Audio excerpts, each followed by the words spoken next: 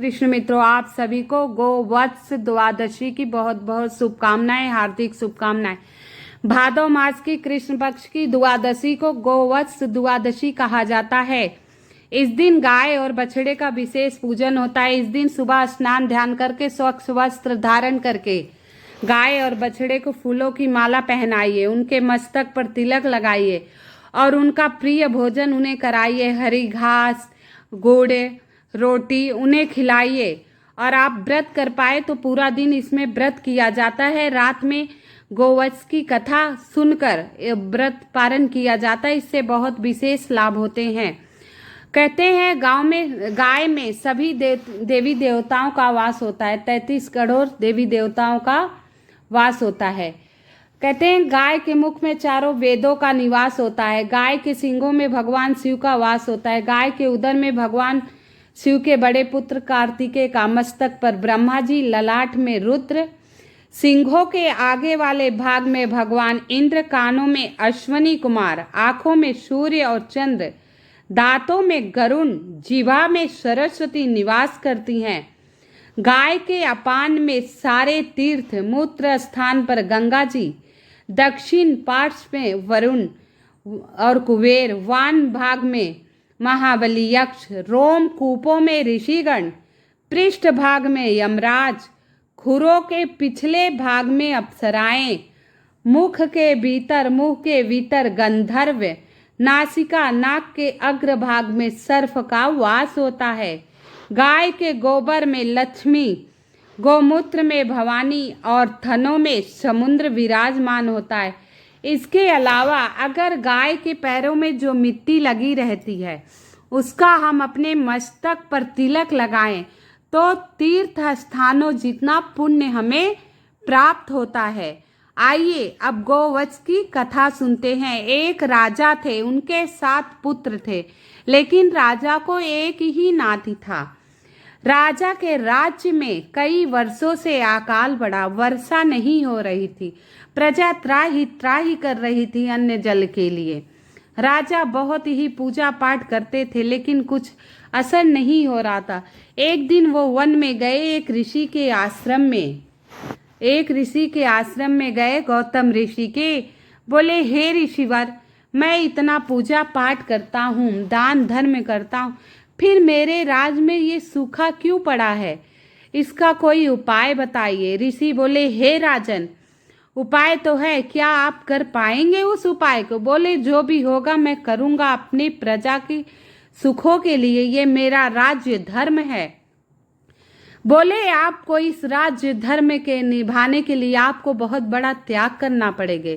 राजन बोले, बेझिझक होकर ऋषिवर मुझे बताइए वो उपाय। बोले, आपको अपने इकलौते नाती के पोते की बलि देनी पड़ेगी, तभी आपके राज में वर्षा होगी। बोले, ये मैं करूँगा। राजा आए और अपने पोते की बलि दिए। उस बलि से खुश होकर उनके कुएं, तालाब, नदी सब भर गई। बहुत मूसलाधार वर्षा हुई। यह सुनकर राजा रानी वहां से चले पूजन के लिए। और यहाँ उनके महल में एक गाय और बछड़ा था। राजन पूजन के लिए जा रहे थे। दासी से बोले, आप भोजन तैयार रखना। दासी सब्जियां वगैरह ढूंढी। दासी को अन्न भंडार नहीं मिला। वो बोली, राजा बहुत क्रोधित हो जाएंगे अगर उन्हें भोजन नहीं मिला। उनसे कुछ नहीं दिखाई दिया। वो गाय के बछड़े को ही काट के बना डाली। राजा रानी आए, बोले, हे दासी, बछड़ा कहाँ गया? बोली, मुझे कुछ दिखा नहीं, मैं आपके डर से बछड़ा ही बना डाली काट के। राजा बोले, अरे घोर पापन, अब मैं गाय माता को क्या जवाब दूंगा? तू उसके बछड़े को काट क्यों दिया? अब ये सोचकर बड़े दुखी मन से एक मटके में भरा और बड़ा सा ढक्कन लगाकर वहीं महल के अंदर एक बीचों बीच में बछड़े को जमीन के नीचे गाड़ दिए और पूजन पे बैठ गए। ध्यान लगा दिए वासुदेव का। ओम कृष्णाय नमः, ओम केशवाय नमः जाप करते करते भगवान विष्णु प्रसन्न हुए। बोले, क्या मांगते? बोले, बस मुझे बछड़ा जीवित चाहिए। इतने पे गौ माता आई। जहाँ बछड़े को गाड़ा था वो सूंघते हुए बछड़े की महक से वहां पहुंची और खुद से गड्ढा करने लगी। वो मटका जैसे ही सींग से मारी, उनका बछड़ा जीवित निकल आया और वहीं से उनका नाती भी दौड़ता हुआ आया। भगवान विष्णु ने कहा है, हे राजन, तेरे पुण्य से, तेरे कर्तव्य से तेरी परीक्षा ली थी हमने। तू अपने कर्तव्य से मुड़ा नहीं। अपने कर्तव्य को पूरा करने के लिए, राज्य धर्म निभाने के लिए तूने अपने पोते की भी बलि चढ़ा दी इकलौते। इससे मैं अत्यंत प्रसन्न हुई। ये गोवत्स द्वादशी का जो व्रत करेगा, गाय और बछड़े का पूजन करेगा, उसे मेरी विशेष कृपा प्राप्त होगी। उसके घर में सदा माता लक्ष्मी का वास होगा। ऐसे वरदान देकर भगवान विष्णु अंतर्याम हो गए। आइए अब हम आपको दूसरी कथा के बारे में बताते हैं। एक राजा थे, उनकी 2 रानियां थी।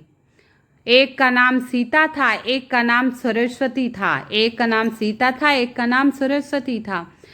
एक गाय थी उनके महल में और एक भैंस थी। गाय के एक बहुत ही सुंदर बछड़ा था, लेकिन भैंस के कोई बच्चा नहीं था। सीता गाय के बहुत प्यार किया करती, जैसे उसकी माता, और बछड़े को अपने पुत्र के समान समझा करती। वहीं सरस्वती भैंस से लाड लड़ाया करती थी। एक दिन भैंस बोली, हे सरस्वती, तुझे इनसे ईर्ष्या नहीं होती है? इनके बछड़ा है, मेरे तो कोई औलाद ही नहीं है तेरे जैसी। अब सरस्वती को ये बात बहुत बुरी लगी। उसने क्या किया, बछड़े को मार के गेहूं जहां रखा था, अनाज के भंडार में गेहूं के बीच में बछड़े को दबा दिया। जब राजा भोजन करने बैठे, रानियां भोजन परोसने लगी, तो चारों तरफ मांस और खून ही खून गिरने लगे। राजा बहुत ही विचलित हो गए। तुरंत भागे गए कृष्ण मंदिर में और वहां पूजन करने लगे। बोले, हे वासुदेव, हे तुलसी मैया, हे महालक्ष्मी, ये क्या हो रहा है? मैं तो बहुत पूजन करता हूँ, एकादशी का व्रत करता हूँ, सारे नियम धर्म का पालन करता हूँ, रात में जागरण करता हूँ, ये कैसी अनहोनी हो रही है मेरे महल में? इतने पे आकाशवाणी हुई, हे राजन, तेरी रानी ने घोर अपराध किया है। बछड़े को मारकर गेहूं के अनाज में दाब दिया है। इसके पाप से ही तेरे घर में ऐसा हो रहा है। बोले, हे माता क्षमा कर, मैं उस रानी को त्याग दूंगा। हे माते क्षमा कर, मुझे बता ये कैसे किया जाएगा? बोले, कल गोवत्स द्वादशी है, उसका व्रत कर पूरे दिन, और गाय बछड़े का पूजन कर कहीं जाकर। अगर गाय बछड़ा तेरे महल में बछड़ा नहीं है तो गाय का पूजन कर, और गाय के आगे अर्जी लगा, भगवान कृष्ण और राधा का पूजन कर, महालक्ष्मी विष्णु भगवान का पूजन कर। पूरे दिन गाय बछड़े का पूजन कर और उनके खुरों का तिलक लगा, और गौशाला में उनके प्रिय भोजन हरी घास, गुड़ और रोटी, गेहूं से बने अनाज का दान कर। ये कर और रात्रि में गोवत्स की कथा सुनने के बाद पारण कर। बछड़ा जीवित निकल आएगा और तेरी रानी का पाप भी धुल जाएगा। राजा रानी ने मिलकर ये व्रत का नियम निभाया और रात्रि में कथा सुनी, और जैसे ही भोजन करने बैठे वैसे ही गेहूं के अनाज से बछड़ा बाहर आ गया और सब तरफ फूल की वर्षा होने लगी। गाय भी खूब खुश हो गई। गाय माता ने खूब वरदान दिया, हे राजन, जा, तेरे दोनों रानियों के 2-2 पुत्र होंगे। और गोवत्स एकादशी का व्रत करने के बाद, गोवत्स द्वादशी का व्रत करके रात्रि में कथा सुनकर गाय बछड़े की सेवा करके पारण करना। तेरे राज में सुख समृद्धि शांति सदा भरी रहेगी। कहते हैं, अगर आपके आसपास गाय बछड़ा नहीं मिले तो आप गौशाला चले जाइए। अगर गौशाला भी आपके आसपास गौशाला भी नहीं है तो मिट्टी का गाय बछड़ा बनाकर उसका पूजन कीजिए, और गेहूं से बने अनाज, गेहूं से बने भोजन को ही गाय को खिलाइए। इससे आपके जीवन में हर प्रकार की खुशियां और लाभ ही लाभ होंगे। हर एकादशी के बाद अलग अलग द्वादशी आती है। मैं हर अलग द्वादशी की कथा आप लोगों को बताती। इस कथा को अवश्य सुनिए। जो इस कथा सुनने वाले, हुंकारा भरने वाले, कथा कहने वाले की सारी मनोकामना माता पूरी करती हैं। आप भी कथा सुनिए और अपनी सारी मनोकामना पूर्ण करिए। जिस मित्रों को मेरी वीडियो पसंद आ रही है, जो मेरी पहले आवाज़ सुन रहे हो पहली बार, कृपया आप सभी से निवेदन है, मेरी वीडियो को लाइक एवं सब्सक्राइब अवश्य कीजिएगा। कमेंट में जय गौ माता अवश्य लिख दीजिएगा। कहते हैं इस दिन गाय के दूध और कटे फीटे फल का त्याग करना चाहिए। कटा हुआ फल नहीं खाना चाहिए और गाय का दूध इस दिन नहीं खाना चाहिए। गाय और बछड़े की अत्यधिक सेवा करनी चाहिए। ये छोटी सी कथा मैं आप लोगों को सुनाई हूँ। इससे आप लोगों को बहुत ही विशेष लाभ होगा। आप कमेंट में जय श्री कृष्णा या गौ माता लिखना मत भूलिएगा। आप सभी का कल्याण हो। जय श्री कृष्ण। राधे राधे।